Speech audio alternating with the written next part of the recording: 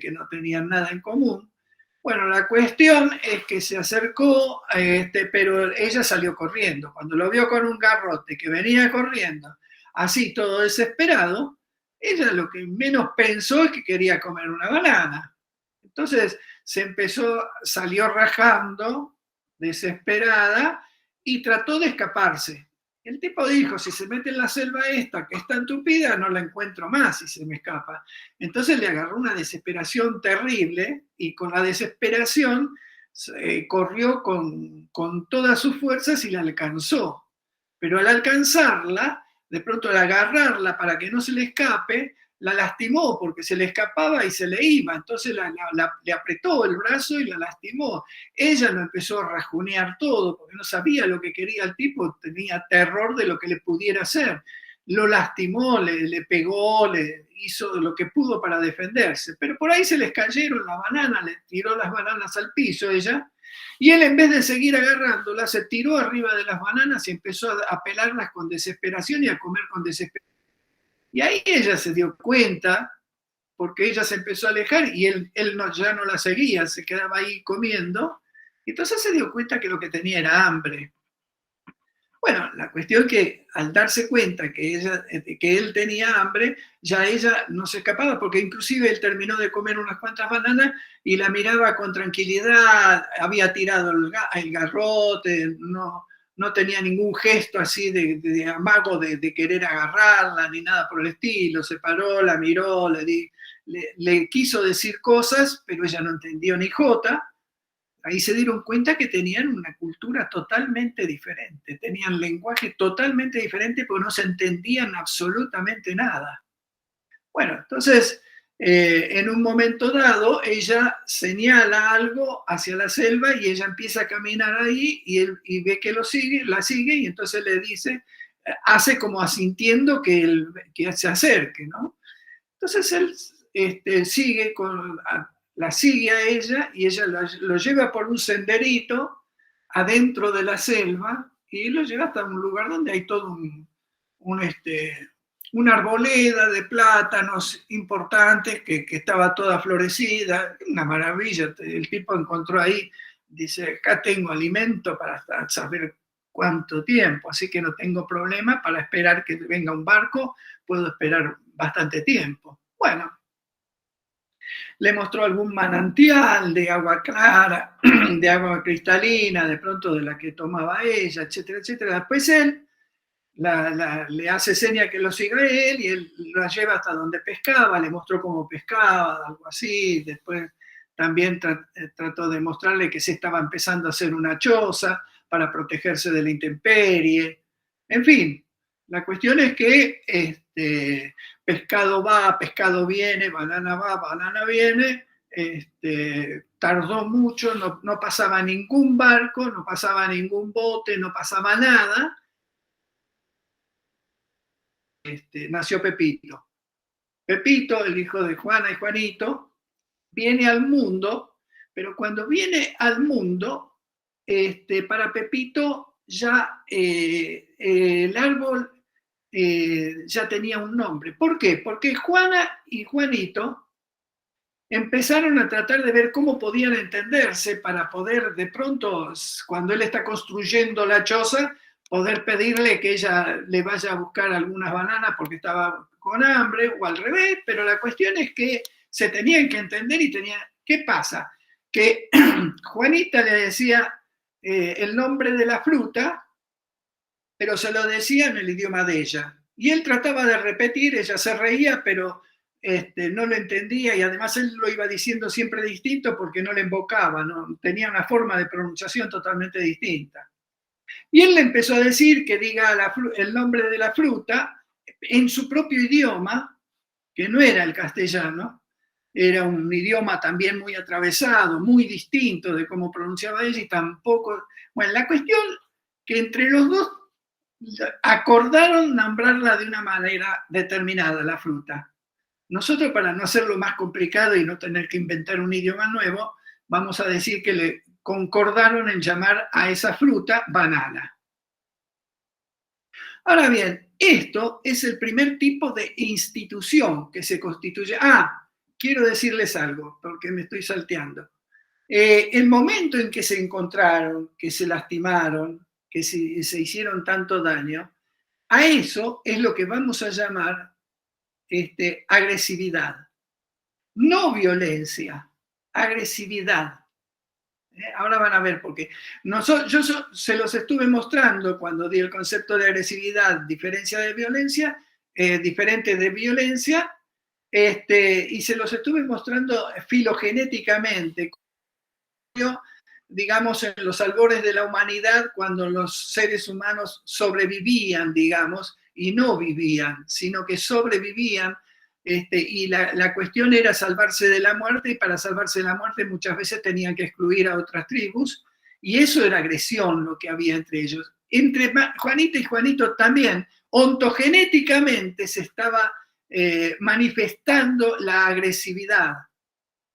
Por un lado, estaba el amor porque se reconocieron los dos como seres humanos, pero estaba la agresividad. La agresividad, ¿por qué surge? Porque había una necesidad de demostrar que ninguno de ellos era parte del otro. No eran lo mismo, digamos. Y no es que los dos actuaron instintivamente, sino que tenían que construirse una singularidad uno con relación al otro, que implica demostrarle al otro que es diferente. Pero para eso tiene que demostrar que no es objeto del otro. Para demostrar que no es objeto del otro le tiene que mostrar que es sujeto. Entonces muestra su sentirse humano y quiere ser respetado como ser humano. De pronto el hecho de pensar de ella, de que la quería someter él, es lo que la hizo rebelarse y lo que le hizo manifestar su agresividad y su gana de separarse de él. Esa tendencia a la separación, ese tratar de diferenciarse del otro, es lo que llamamos agresividad. Es lo que se sublima en actividades como después, a medida que fue procediendo el proceso civilizatorio en los seres humanos, se lo fue llamando deporte. La agresividad es lo que se sublima en el deporte de pronto. Así como la sexualidad que le decía Freud, o directamente lo que nosotros le decimos amor, es lo que se sublima en el arte, que son diferentes formas de conectarnos entre los seres humanos. Entonces, el hecho de que los dos se hayan agredido, pero después hayan empezado a tener actitudes conciliatorias, reparatorias de esa agresividad, es lo que les permitió manifestar la tendencia de reparación, la tendencia del amor entre los dos. Esto es lo que les permitió también crear algo nuevo. O sea, el hecho de que nazca algo nuevo. El hecho de que nazca algo nuevo es algo que para el ser humano es vital. Y si alguno de los dos, por ejemplo, supongamos que Juanito la hubiera dominado, le hubiera dado un garrotazo, la hubiera dominado, ahí no hubiera habido una creatividad, un logro de algo nuevo, una cultura nueva, no se hubiera creado una nueva cultura entre los dos. Hubiera sido la cultura de Juanito y la otra tolerando la imposición de la cultura de Juanito, pero ahí ya no hay creatividad, es sostener la vida a costa de la posibilidad creativa de uno de los dos seres humanos. Entonces, eso es la imposición. Eso es lo que pasó en América Latina cuando llegaron los españoles. No fue, aunque hubo algunos grupos, por ejemplo, de jesuitas, que de pronto han tratado de transmitir a través de las artesanías, a través de la música, trataron de construir algo, una nueva cultura, por ejemplo, con los guaraníes. Esos intentos fueron intentos aislados. Lo que realmente ocurrió que se tenía que imponer algo del orden del padre. Algo del orden de la cuestión de la imposición. Ahora, la imposición, eso sí es violencia. Cuando de pronto si Juanito le hubiera pegado un garrotazo para dominarla, para domesticarla, la hubiera domesticado, le hubiera impuesto algo, y eso sí era violencia. Eso no es o sea, también hay agresividad, el contenido es un contenido agresivo, pero a eso es lo que vamos a llamar violencia. Cuando alguien pretende que otro se comporte en función de sus propios objetivos de goce, es decir, yo para mi goce necesito que determinadas personas hagan estos trabajos y le obligo a hacerlo, se lo impongo, entonces ahí estoy ejerciendo la violencia. Si de pronto existiera la posibilidad en la que yo no creo, les digo yo, esto es algo particular que dejo trascender por lo que ustedes estuvieron hablando recién, si alguien pudiera imponerle una conducta a otro, aunque fuera una... No creo en esas acciones psicológicas, no creo en la influencia social desde el punto de vista de una construcción individual. No creo que haya alguien que pueda imponer algo. Creo que son imposiciones que se realizan desde las construcciones sociales, que es lo que a mí me parece que explican Berger y Luhmann en este capítulo donde se empiezan a constituir las instituciones. La primera institución es el lenguaje. ¿Por qué? Porque la institución es un acuerdo entre sujetos para lograr un objeto en base a lo que entre los dos se proponen como objetos necesarios para sus vidas. Entonces, de pronto, por ejemplo, el ponerle nombre a la banana, se pusieron de acuerdo Juanita y Juanito, y la banana fue la primera institución de alguna manera. Ahora, fíjense, cuando nació Pepito, para él, la banana ya tenía su nombre. Cuando él nació, cuando él empezó a reconocer las cosas, ya la banana era banana. Pero no era la misma banana y no tenía la misma significación para Pepito que la que tuvo para Juanita. Para Juanita y para Juanito, la palabra banana fue una construcción intersubjetiva que ellos mismos la construyeron desde su subjetividad, la produjeron la palabra banana. Crearon algo nuevo para ellos en el mundo, que es la palabra banana, y es una representación que tenían entre los dos. Esa representación que construyeron entre los dos es la primera institución. Ahora, ¿cómo la recibió Pepito? Pepito la recibió como un alimento y cuando Juanita le daba ese alimento, se lo estaba dando con cariño, con amor, y le fue mostrando que la palabra banana lo alimentaba, pero que también significaba el hecho de estar protegido por la madre y padre que estaban con él, etcétera, etcétera. Entonces, en este caso, no sé lo que me escribieron recién en el chat, me parece que me escribieron algo, pero no lo entendí. Sí, no, que te decía de que eso está escrito en el Génesis, cuando Dios le manda a Adán a ponerle nombre a los animales y a las plantas, para justamente usar el lenguaje.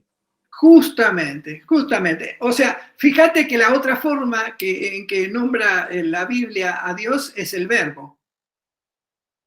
Exacto, claro. O sea, el logos, el verbo. Exactamente. Eso es Dios.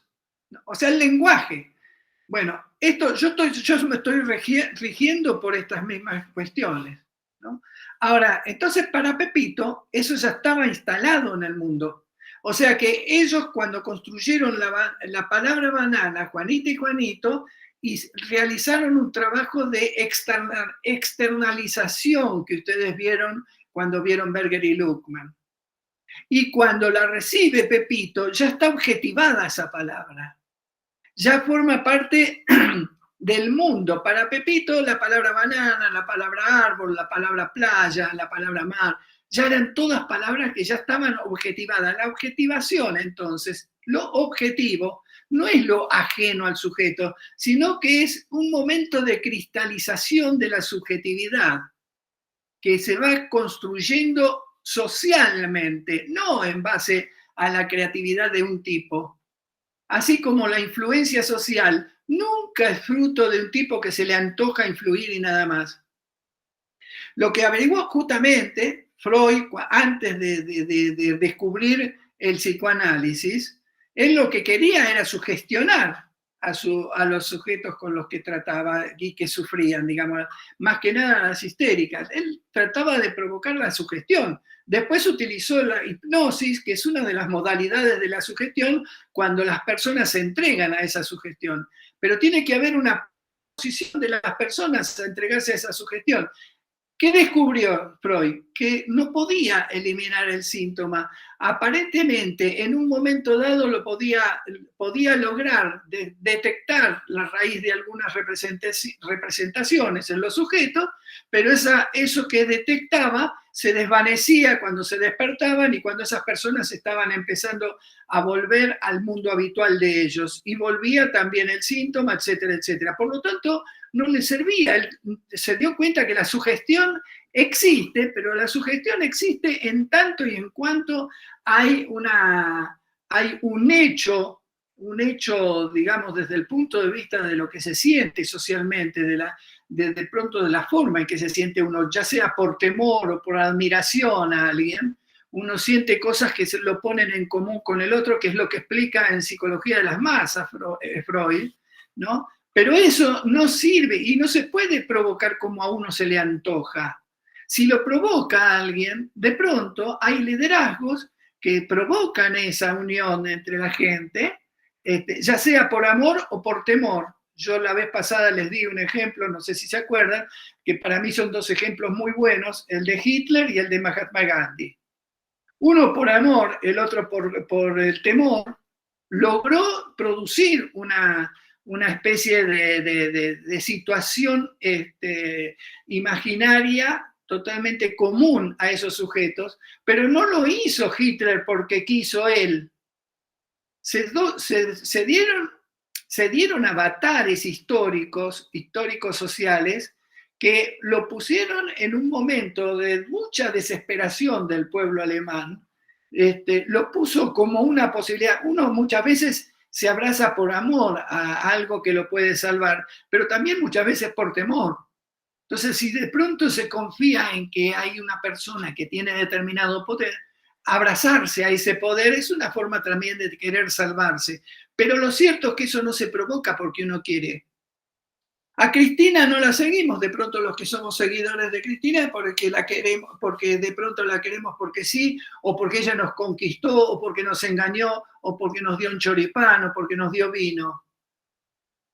Hay algo en el pueblo argentino, en cierto sector de la población argentina, que produce ese amor por esa persona. Así como de pronto hay personas que sienten que se pueden abrazar a la idea del poder que puede llegar a tener Milei, por ejemplo. Y eso lo puede ayudar mucho para de pronto esperanzarse, para sentir que de alguna manera va a haber alguna salida, etcétera, etcétera. Pero son construcciones sociales, eso no es porque Milei quiere o porque Cristina quiere. Son lugares que ocupan, muchas veces se les reprocha a los líderes que no dejaron una herencia. No pueden, porque nadie, ningún ser humano puede provocar eso. Un líder no es líder porque quiere solamente, quiere, pero coincide ese querer con algo que está pasando socialmente en lo que él se está insertando. Es una construcción colectiva el liderazgo, no existe el líder. Eso en el coach muchas veces enseñan qué características tiene que tener un líder, pero uno puede tener esas características y puede ser que en un pequeño grupo de pronto, teniendo esas características, pueda impactar porque son características que generalmente surgen de ciertas configuraciones culturales donde de alguna manera se consideran positivas esas características. Pero no es necesariamente así. El ser humano puede reaccionar de modos muy diferentes ante esas provocaciones o convocatorias, digamos. Ahora, seguimos adelante. Dijimos que Pepito se encontró con en las palabras esas, toda esa institución que era el idioma nuevo que fabricaron Juanito y Juanita, y que no lo hubieran podido fabricar en base a la violencia, porque en base a la violencia lo que hubieran hecho es prolongar la cultura de Juanito en Juanita. Hubieran logrado que se adaptara y que se domesticara Juanita a la cultura, pero no crearían una nueva cultura, seguirían sosteniendo la misma cultura. Solamente puede haber creatividad y puede haber novedad cuando se construye entre todos. Por eso que es absurdo que alguien se piense que por sí mismo puede provocar el cambio. El cambio es algo que lo tenemos que construir entre todos. El liderazgo lo tenemos que construir entre todos. Perón, hay una escena de una película de Perón, digamos, no me acuerdo cómo se llamaba la película, creo que era Juan y Eva, me parece. Antes del 17 de octubre del 45, le estaba escribiendo una carta a Evita para decirle que se iban a ir a vivir a una casita en Neuquén, que él iba a comprar en Neuquén, que se iban a vivir los dos y se iban a alejar de todo lo que era la política y todo eso. Al otro día sucedió el 45, le cambió la vida a Perón, a Eva y a toda la Argentina.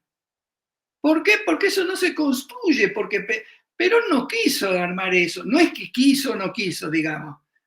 Aunque hubiera querido, no hubiera podido, no dependía de la acción de un tipo nada más, el hecho de que todos se unieran para decir viva Perón y queremos que siga Perón y todo eso, y generar el movimiento peronista. Encarnó de alguna manera el movimiento populista argentino en ese momento Perón, pero tenemos que saber que en Latinoamérica, también por la misma época, aparecieron líderes como Gaitán, con diferentes reacciones populares, pero encarnaban la expresión del movimiento popular en otros países. Por ejemplo, en Guatemala era, por ejemplo, Arbenz. En Santo Domingo podría haber sido Juan Bosch. En México fue Lázaro Cárdenas. Siempre que hubo un movimiento popular, generalmente hubo un liderazgo, pero no fue porque el líder quiso ser líder y entonces se lo impuso a los demás. Ese es el concepto que a mí me parece equivocado cuando se toma esto como la influencia social.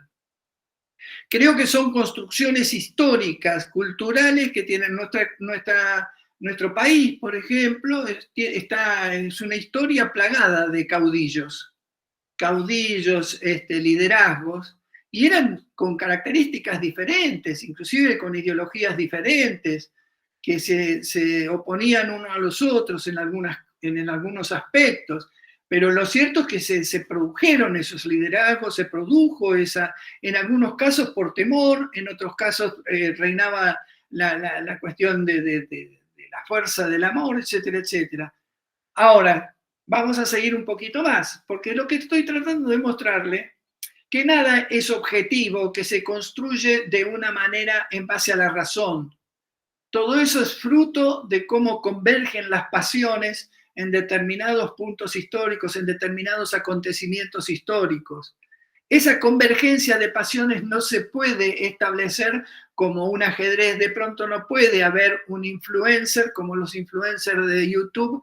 Pueden provocar, por ejemplo, determinadas reacciones para que le pongan el like, porque más o menos captan algunas cosas que son comunes en la cultura y que de pronto saben que de pronto pueden tener una cierta aceptación, y eso hace que muchos repitan eso. Pero eso no quiere decir que estén influyendo realmente. El ser humano reacciona. De hecho, el ser humano reacciona contra eso. Hay mucha gente que desprecia la tecnología por eso.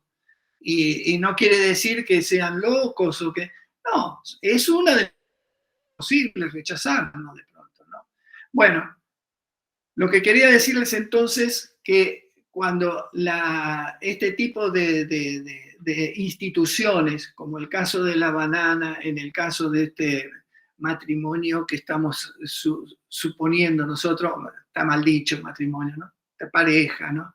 Pero lo que quiero decirles es que cuando nace Pepito, todo eso ya está instalado. Ahora, ¿qué es lo que pasa? En un momento dado, viene una tormenta muy fuerte, muy grande. Pepito tendrá unos 3, 4 años más o menos, qué sé yo, una cosa así.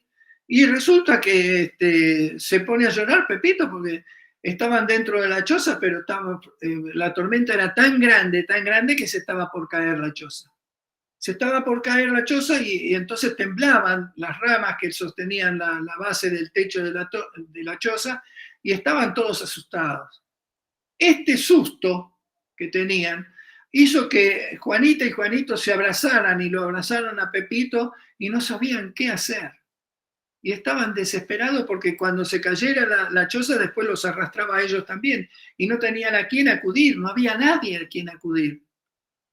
Era la desesperación total. En un momento dado, Juanita se le escapa, no es que se le escapa, sale, digamos, le sale de decir banana, ¿no? ¿Y qué pasa cuando dijo la palabra banana? En un momento de tanta desesperación, al decir la palabra banana, ellos evocaron, no racionalmente, evocaron en sus emociones el momento terrible que vivieron cuando él se estaba muriendo de hambre, que creía que ella ya se iba a escapar y que se iba a ir y él se iba a morir de hambre sin remedio.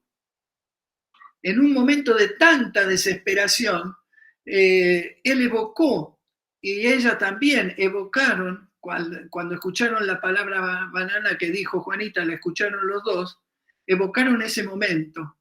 Entonces, ¿qué sintieron al evocar eso?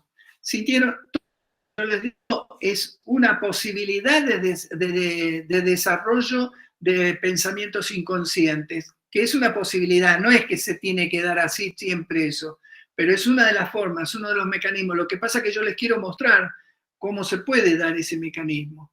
Entonces ellos sintieron que en ese momento de tanta desesperación, cuando se lastimaron entre los dos y se hicieron daño entre los dos, pero gracias a que después tuvo la banana, pudieron salvarse. O sea que de pronto el decir la palabra banana les hizo recordar que un momento de mucha angustia lo pudieron resolver. Esto les dio la posibilidad de tranquilizarse un poco porque si alguna vez se salvaron en una de esas, esta vez ocurre algo también que no saben qué es y que los puede salvar. Entonces ese algo que los puede llegar a salvar, resulta que es que se quedaron tranquilos y por ahí dice Juanito, hagamos una cosa, hagamos un hoyo en el piso, nos metemos adentro del hoyo los tres y después cuando arrastra la choza, la tira la choza, se lleva las ramas, se lleva todo, pero nosotros después cuando termina la tormenta salimos y hacemos otra choza. Manos a la obra, hicieron todo eso que les digo, les salió bien y resulta que salieron del pozo. Ahora, cuando hicieron la nueva choza iba a tener una cosa característica diferente de la choza anterior. ¿Saben qué es? Van a hacerle un altar a la banana. ¿Por qué? Porque de pronto para ellos lo que sintieron, que lo que pasó por la conciencia, lo que pasó por la razón, es que cuando dijeron la palabra banana, a ellos se les ocurrió cómo podían salvarse. Entonces de pronto esa palabra para ellos pasó a ser sagrada.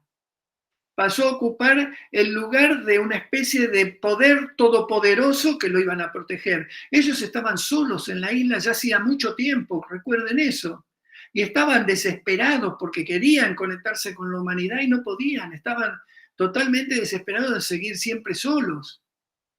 Entonces, de pronto, esa palabra les ayudó a pensar que podían pasar cosas que no estaban dentro de las dimensiones de lo razonable, porque no era razonable todo lo que pasó, era algo que se podía sentir, pero no era razonable. Razonable después pensar sobre todo eso. Nosotros podemos hacerlo razonable desde nuestra perspectiva y desde nuestra experiencia, pero eso no es razonable en la forma que ellos lo sintieron. Eso es lo que constituyen los mecanismos inconscientes. Eso es lo que está en la base de la estructura desiderativa.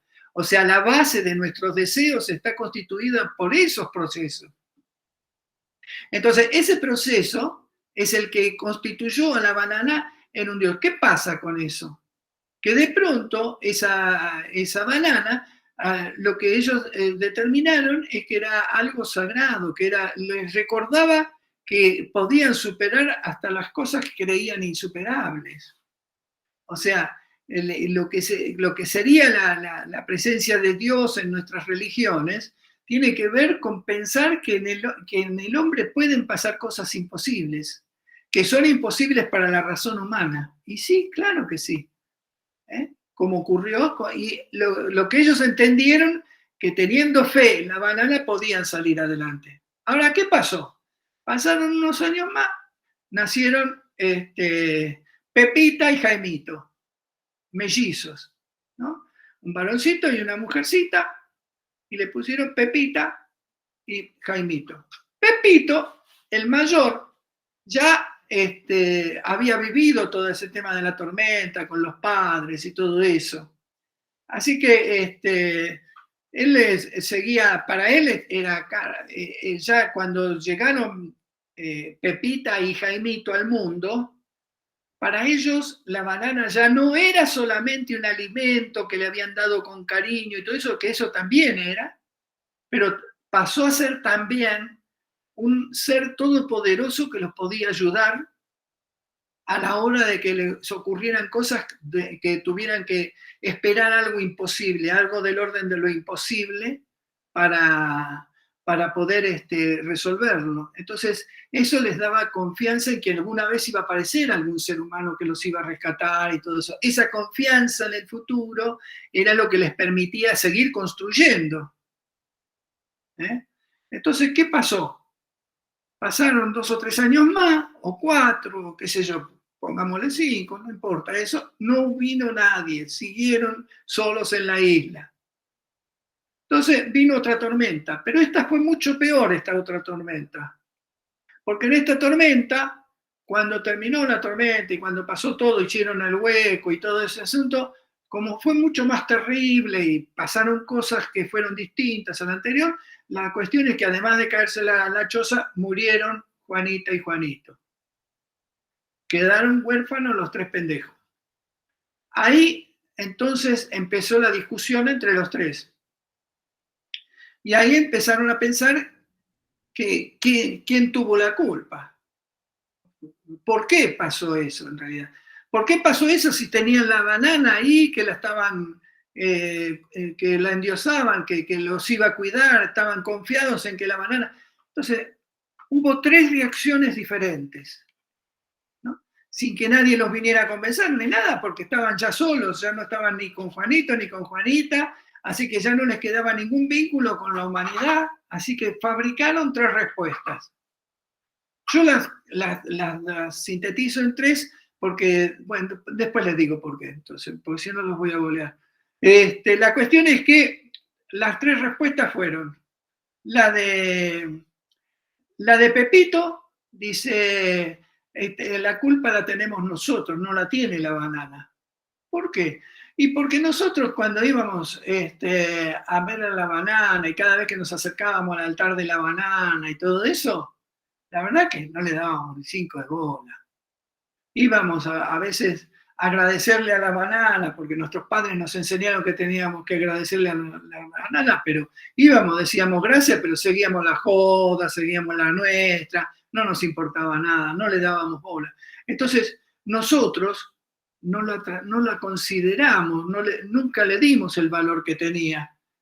Entonces nos castigó la banana. Ya esa banana fue resignificada, ya no fue sagrada, solamente no era que tenía todo el poder del mundo, sino que también podía castigar. Entonces ellos fueron castigados por la banana, era una banana que podía castigar, entonces ya no era solamente... Bueno, la cuestión es que él decía que la verdadera forma de salir adelante era seguir adorando a la banana, pero esta vez portándose bien y tratando de mantener el culto de la banana. Para eso había que inventar algún rito, qué sé yo, para simplificarlo nosotros y para acordarnos y, digamos, para que tenga algo que ver con nuestra cultura, vamos a decir que todos los domingos le vamos a hacer una misa. Muchas veces esa misa se hace sin sentido porque de pronto es algo que se hace casi por inercia, porque hay un tiempo en que se está viviendo más o menos tranquilo, sin aconteceres, sin grandes sufrimientos. Entonces, de pronto todo va fluyendo, entonces no se le da mucha pelota. Pero, ¿qué pasa? El rito va recordando siempre que hay un lugar del orden de lo sagrado ahí, que de pronto al sostenerlo todos los domingos no lo olvidamos nunca, y entonces sabemos que en algún momento vamos a ser ayudados por un poder sobrenatural que está por sobre nosotros. Entonces Pepito propone quedarse cerca de la playa y mirar siempre digamos, hacia el horizonte para ver si alguna vez se puede llegar a ver algún barco o algo por el estilo. Después, la otra reacción es la de Jaimito. Pepito sería el conservador. Está la reacción de Jaimito. ¿Cuál es la reacción de Jaimito? No, locos, a mí no me vengan a joder más con la banana. Nuestros viejos se la creyeron, la inventaron. Yo no le doy más bola. Yo me valgo de mi propio esfuerzo, de mi propia inteligencia, y yo creo que lo que nosotros tenemos que hacer es pensar y resolver las cosas en base a dominar la naturaleza, a dominar la materialidad que nos rodea, para tratar de hacer, por ejemplo, una choza en el lugar más resguardado de la isla, en el lugar más protegido de la isla, ver de qué manera podemos utilizar el barro, las diferentes ramas, cómo las podemos entrelazar, estudiar o sea, estudiar, desarrollar todos los conocimientos del ser humano. Con nuestros conocimientos y nuestro propio esfuerzo vamos a salir adelante. Es de la única manera que podemos salir adelante. Y entonces yo opino que no nos tenemos que quedar en la playa, porque esperando, hace un montón de tiempo que estamos esperando y nunca pasa nadie, y al final nos pasamos rezando y no pasa nunca nada. En cambio, si hacemos todo lo que está basado en nuestro esfuerzo, esto es el liberalismo. La creencia de que el ser humano, en base a su propio esfuerzo, sin necesidad de ninguna ayuda de ningún ser superior, etcétera, etcétera, puede lograr dominar la naturaleza y dominar a todos los obstáculos que le propone la vida. Y después está Pepita. Pepita la soñadora, me gusta llamarla a mí. Pepita dice, yo tampoco le voy a dar pelota a la banana. Yo, es cierto, yo no tengo ganas de quedarme acá en la playa rezando todo el tiempo ahí como boludos para que venga alguien y nos ayude. No va a venir nadie. Yo no sé si va a venir, incluso no sé si va a venir alguien. Pero lo cierto es que hasta ahora nunca vino nadie. Y entonces no puedo quedarme esperando por esperar nada más. Y tampoco creo que lo mejor sea meternos en un rincón de la isla, porque si de pronto nos metemos en ese rincón bien protegido, no estamos mirando el mar. Y si nos vamos adentro al rincón protegido y todo eso, y nos metemos dentro de la fortaleza nuestra y no vemos que está pasando un barco por al lado de la isla, nos pasamos de pelotudo entonces, porque resulta que van a pasar la posibilidad nuestra de unirnos al mundo y no la vamos a ver, porque vamos a estar muy protegidos de todos los eventos meteorológicos que conocemos, pero no vamos a estar en condiciones de descubrir aquel barco que nos podría llegar a salvar y llevarnos a unirnos con los otros seres humanos. Fíjense que en todo el cuento lo que se está jugando es la posibilidad de unirse y de encontrarse con los demás seres humanos.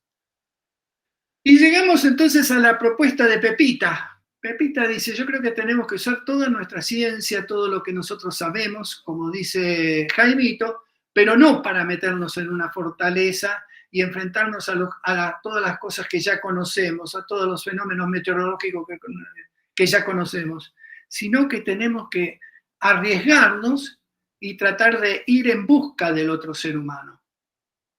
Entonces dice, hagamos en base a nuestra experiencia la balsa más grande que podamos hacer y llenémosla con barriles de agua natural, de agua de los manantiales que podamos tomar, y tratemos de llevar elementos para pescar y tratemos de llevar la mayor cantidad de alimentos que podamos llevar y metámonos en la balsa y salgamos a navegar. ¿Pero para dónde vamos a ir? Para cualquier lado, pero no nos quedemos más acá. Y esto implica empezar a dejar atrás todas las modalidades anteriores que se tuvieron hasta ese momento y creer en que uno puede crear un camino, puede crear un nuevo un nuevo rumbo que lo lleve hacia los otros seres humanos. ¿Podemos morir en el mar? Sí, también nos podemos morir acá, pero nosotros, si lo vamos a buscar, tenemos la posibilidad de encontrar algo nuevo, algo distinto y la posibilidad de unirnos a los otros seres humanos, pero en base a nuestro esfuerzo y a nuestra posibilidad de salir. Fíjense, este sería lo que sería la izquierda, que trata de producir una nueva forma de estructura social que es diferente a las anteriores, digamos, y que no se sabe bien, que da mucho miedo, porque por eso justamente cuesta que realmente se tome la izquierda como una alternativa, porque da mucho miedo eso de lanzarse a algo. De pronto, la alternativa liberal que está basada en la ciencia y en lo ya conocido, da confianza. La alternativa conservadora, tradicional, etcétera, etcétera, que está basada en la creencia de Dios y en la creencia del poder divino que nos puede proteger en base a nuestro buen comportamiento y todas esas cuestiones, también es algo conocido, pero la izquierda está proponiendo producir algo nuevo. Y eso es algo que inspira mucho miedo, eso es algo que inspira mucho temor. Entonces es muy difícil que se pueda llegar a provocar algo de ese estilo. Ahora, lo que quiero mostrarles es una cosa. Ellos, si le hacen caso a Pepe, que se quedan rezando en la playa, les puede pasar que venga otra tormenta como la que vino y en vez de matar a Juanita y Juanito, lo mata a alguno de ellos también. Si se van a una fortaleza que pueden llegar a producir junto con Jaimito en el lugar más recóndito de la isla, y puede pasar eso, de que pase un barco y no lo vean, y pasa la única oportunidad o una de las pocas posibilidades que ellos pudieron haber usado para acercarse a los otros seres humanos. Y con Pepita también existe la posibilidad de que se pierdan en medio del mar y que nunca puedan cruzarse con ningún barco. O sea que las tres cosas, ninguna de las tres cosas es infalible. Ninguna postura política es infalible. De pronto, en un momento dado, en un país, una medida que sería conservadora y que en líneas generales, los que no compartimos la línea conservadora, de pronto podríamos estar en desacuerdo con esa línea, a veces según lo real, porque lo real sería ese barco de los otros seres humanos que puede llegar a pasar o no por afuera de la isla para unir al otro ser humano. Eso real es lo que nosotros no conocemos, nunca podemos conocerlo, no hay nadie que lo pueda conocer. Por eso que no es que de pronto, si hay un determinado movimiento, si el liberalismo de pronto adquiere determinada confiabilidad por parte de una población, no es que va a estar en lo cierto. Y si la izquierda va a obtener determinada confiabilidad, tampoco sabemos que va a ser infalible. Ahora, ¿qué es lo que podemos hacer entonces? ¿No hacemos nada? Esa es una alternativa. Eso es lo que tiene que ver con la no política. No hacer nada. Pero no hacer nada implica aceptar que el poder establecido se desarrolle en función de sus propias necesidades y no en función de las necesidades de todos. Es dejar de pensar en luchar para encontrarnos con los otros seres humanos. Encontrarnos con los otros seres humanos quiere decir construir una convivencia basada en la justicia, basada en el respeto por el otro. Ahora, todas estas cosas se manifiestan en discusiones. Lo que puede llegar a darnos las posibilidades de que en algún momento salgamos adelante es la democracia. La democracia es la posibilidad de que vayamos proponiendo cosas y que exista la posibilidad institucionalizada de que las cosas las pueden proponer todos, aunque sean totalmente diferentes. Y aunque se proponga lo peor, siempre tenemos que tratar de que se pueda proponer. Eso no quiere decir que tengamos que aceptar todo. Yo, por ejemplo, para mostrar que yo soy, digamos, algo así como el peor tipo de ser humano que pueda existir sobre la Tierra, porque tengo todos los defectos. Yo soy zurdo, soy ateo, soy populista, soy kirchnerista, cristinista, en fin, porque creo que por ahí anda el camino que nos puede ayudar a pensar cómo podemos construir un país más justo, cómo podemos construir una sociedad más justa, más sana, etcétera, etcétera. Ahora, eso se puede lograr si me dejan manifestarme a mí, pero yo me puedo manifestar siempre y cuando se pueda manifestar también una persona que es partidaria de mi ley.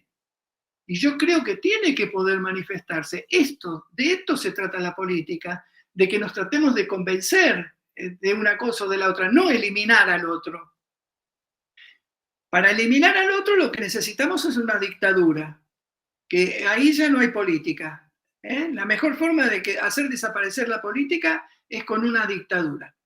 Después se puede pensar en una buena dictadura, que eso nos puede sacar adelante todo, porque todo el mundo estamos de acuerdo, y si no estamos de acuerdo desaparecemos. Así que, de todas maneras, la política consiste en que no en que nos vayamos matando los unos a los otros. Ahora, eso produce muchos encontronazos, produce insultos, produce discusiones, produce muchas veces, cuando hay mucha disparidad de poder, producen muchas cuestiones que están vinculadas a todo lo que significa soborno, todo lo que significa coima, etcétera, etcétera, que son en realidad alternativas o desviaciones que se suelen dar en el sistema en el que estamos viviendo, digamos, porque la distorsión es muy grande de poder entre unos y otros. Entonces eso da lugar a mucha corrupción. El origen de la corrupción es la tremenda diferencia de poder, digamos, como determinadas pocas personas, el 1% del mundo, está disponiendo del destino de prácticamente el 50% de la humanidad, que es más o menos el equivalente de las riquezas que tienen, ¿no? Entonces, esta diferencia tremenda de posibilidades de imponer y esta discusión de quién tiene que imponer y cómo podemos, esa pregunta no me acuerdo si era de Néstor o de Martín ahora, esa pregunta de si se puede influir y si se puede manipular al otro. Sí, lo de la manipulación es una cosa que se podría pensar de pronto que nuestros padres nos manipulan, porque quieren que nosotros tengamos la religión de ellos. Y entonces yo conozco gente que dice, yo no manipulo a mi hijo y yo no le doy ninguna religión. Pero resulta que el pibe cuando llega a las 13, 14 años para elegir la religión que quiere, resulta que está totalmente viviendo en la incertidumbre, en una falta de certeza total, y le están generando una serie de inconvenientes muy grandes, ¿no? Inclusive es una falta de posibilidad de comunicación el hecho de no compartir una misma creencia. Yo trato de compartir mis creencias, por ejemplo, con todos los seres queridos. Eso de compartir mis creencias con todos los seres queridos es porque quiero construir una comunidad, pero no se la impongo, porque si se la impongo, entonces estoy teniendo una actitud violenta que no puede construir vida la actitud violencia. Esto es lo que quise mostrarles con Juanita y Juanito. Si uno de los dos impone, no está creando algo nuevo. Y lo fundamental de nuestra cultura, que nosotros creemos en la Navidad. La Navidad no es el cumpleaños de Jesús. La Navidad es la creencia en que pueden seguir naciendo un niño nuevo. El niño, para nosotros, para Freud y para toda la cultura judeo-cristiana islámica, ¿no?, donde nosotros estamos metidos, el niño es el símbolo de lo nuevo. No es el símbolo de un pedazo de carne y hueso, un cacho o un espermatozoide que se unió con un lóbulo y empezó a interactuar de un modo de organismo viviente. No es ese pedazo de biología, ese pedazo de materia. Es como dice el Génesis en eso también, que por ejemplo, cuando Dios dijo, ya está formado a mi imagen y semejanza, este hombre, pero todavía no es hombre, todavía tiene la forma del barro, de la materia. Para que sea verdaderamente hombre le tuvo que dar el soplo divino, el espíritu. Eso es lo que lo hace hombre al hombre, no es el tener el embrión completado dentro de la panza de la madre. Es el ser deseado, ser querido y significar para otro que es un hombre. Si no, no se constituye como hombre. De eso es de lo que han muerto mucha gente por ese síndrome de hospitalismo del que hablaba Spitz y que ya estuvimos describiendo en otro momento. Entonces, muchos dicen, bueno, la democracia, pero al final la democracia no sirvió para nada. ¿Por qué no sirvió para nada? Y porque en la dictadura había la misma inflación que tenemos ahora. Es cierto que no hemos resuelto el problema de la inflación, pero eso no es lo que nos hace a nosotros humanos. Es cierto, nos hace más injustos o menos injustos, pero no somos humanos por la inflación. De pronto, si logramos superar la inflación, podemos llegar a lograr otras cosas y podemos vivir mejor desde el punto de vista material. Pero hay cosas que la democracia logra que no las puede lograr la dictadura. La dictadura puede lograr el mismo índice inflacionario que puede vivir uno en democracia, pero la dictadura no hubiera dado la posibilidad de que se empiece a compartir la patria potestad entre las mujeres y los hombres. Y no que le den la patria potestad a un hombre porque tiene un pene entre las piernas. Eso es una barbaridad que vivimos padeciendo durante miles y miles de años y no nos quejamos. La admitimos cuando empieza a ponerse en cuestión eso, recién cuando se empieza a vivir en democracia. En Argentina hemos tenido cambios extraordinarios en la democracia. En la Argentina hemos llegado a tener el matrimonio igualitario, que aunque no está aceptado culturalmente por todos todavía, no obstante eso, en este momento no es un delito como lo era cuando yo era chico.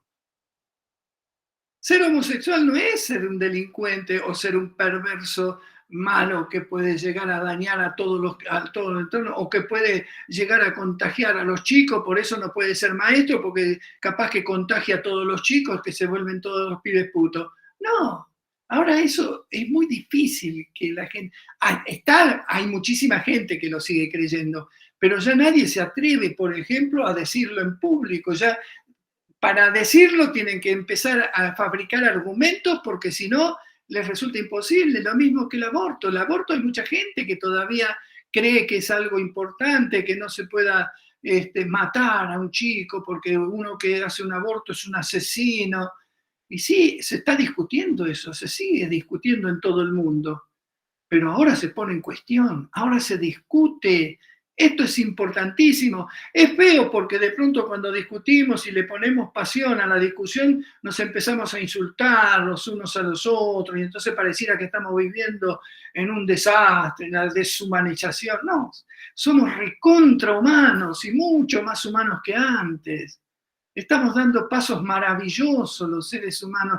En este momento estamos viviendo un cambio que nosotros no podemos tener una conciencia exacta porque hasta que no pase históricamente el acontecimiento no lo podemos ver claramente, pero estamos viviendo una revolución más importante que la Revolución Francesa, que la Revolución Rusa, que la Revolución de la Independencia norteamericana. Estamos viviendo una revolución mundial que no se está yendo para la derecha, al contrario, está haciendo que la derecha reaccione porque se están sintiendo cada vez más desesperados.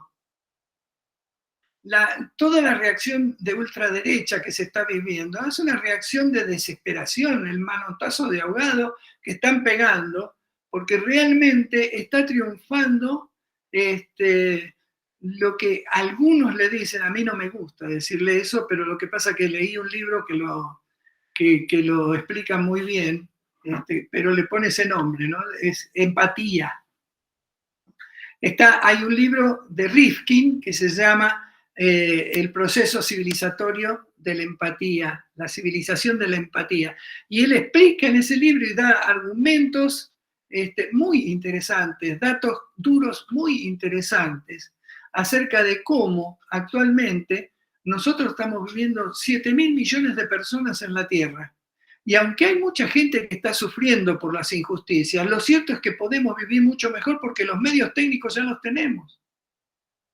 Ahora tenemos que empezar a tomar conciencia de que nosotros somos responsables de la organización que estamos teniendo, pero todo eso estamos tomando conciencia. Fíjense que, por ejemplo, una de las cosas que se dice con mucho orgullo, a mí la política no me interesa. Pero justamente esto es fruto, el avance del amor, el avance de la civilización basada en la empatía, está dado por la capacidad de que pueda expresarse todo el mundo en libertad. Pero el mundo en libertad no es el mundo en libertinaje. No es que todos tenemos que salir en bola por la calle, que todos tenemos que hacer cualquier cosa en cualquier lado. Nosotros, de pronto, para defecar tenemos que ir al baño. Y eso no es falta de libertad. Eso es respeto al otro ser humano. La libertad tiene que tener un límite, que es el límite del amor nada más. Pero tenemos que crear, para poder seguir creando vida, para poder seguir fomentando el amor, tenemos que darle mucha importancia a que nos pongamos a discutir y que discutamos sin tenerle miedo a la discusión. Por eso les nombré a Cristina y a Milei, porque ahora cualquiera que nombra a Cristina es una porquería o para unos y es una bendición para otros. Y los que nombran a Milei también, porque en este momento se constituyeron, en este momento histórico, en dos símbolos, y nosotros todos los seres humanos somos símbolos. No podemos ir a apartar los símbolos e ir a la persona. Sacale los símbolos a una persona y ¿qué te queda? Te queda un cacho, una bolsa de carne con huesos adentro, nada más. Es un cacho de materia que no es nada. Un ser humano sin símbolo no es nada. El animal simbólico, el único animal simbólico que existe en la Tierra es el ser humano. Y es gracias a los símbolos que puede llegar a producir la capacidad del planeta Tierra para llegar a que convivamos 7.000 millones de personas y tengamos capacidad para mucho más todavía, porque nosotros no estamos tirando un montón de alimento a la basura. Pero eso son los tremendos problemas del sistema social en el que estamos. Yo por eso lo critico y todo eso, pero esa ya es una posición ideológica mía que no tienen por qué compartir para nada.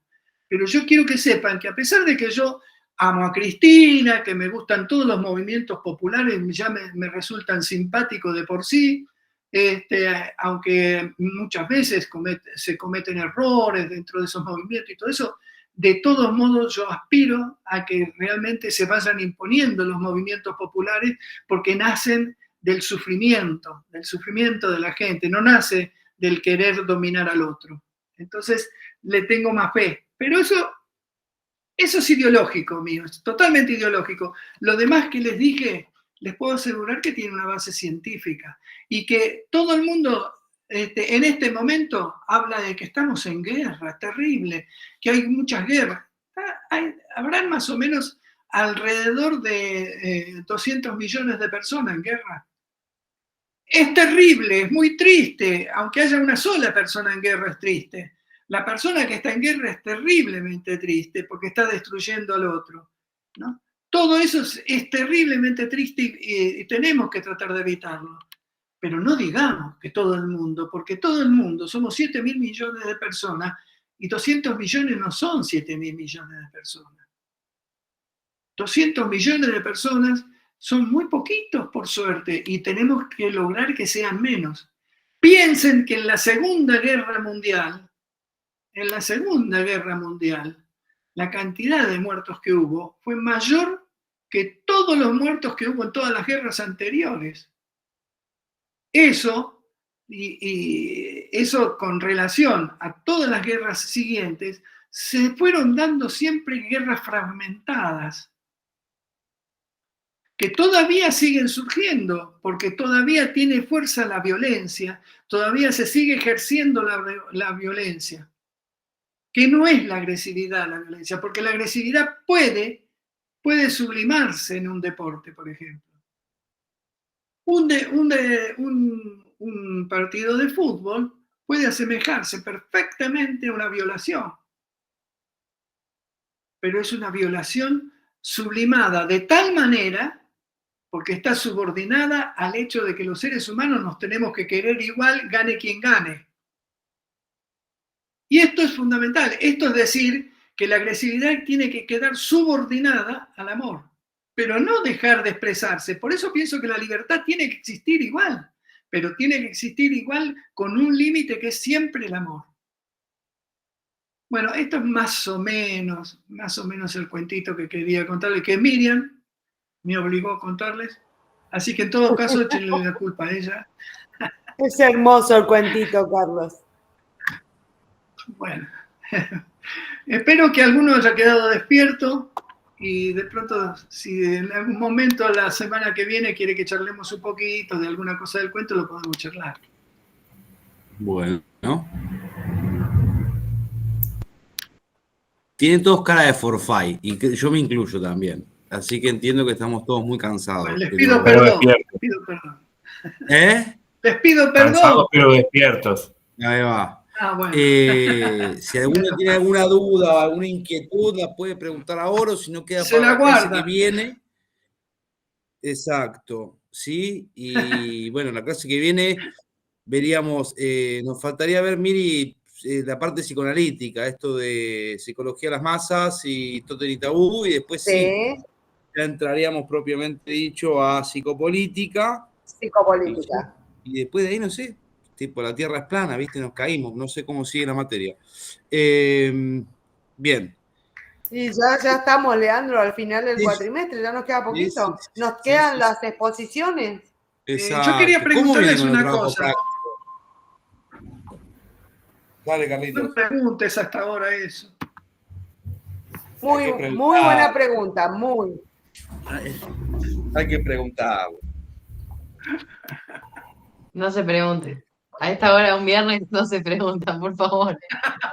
Ok. Sí, ahora en un ratito lo voy Bien, a bueno, buscar. pero pongan una manito para arriba, algo como, sí, que cómo estamos disfrutando el TP. Bien. Ahí va, me encantó, gracias. ¿Ven cómo la influencia social aparece? Qué bueno. Los obligué a mandar una manito a todos. Bueno, Dejo de grabar, espera. Dale. Les quiero hacer una pregunta ahora.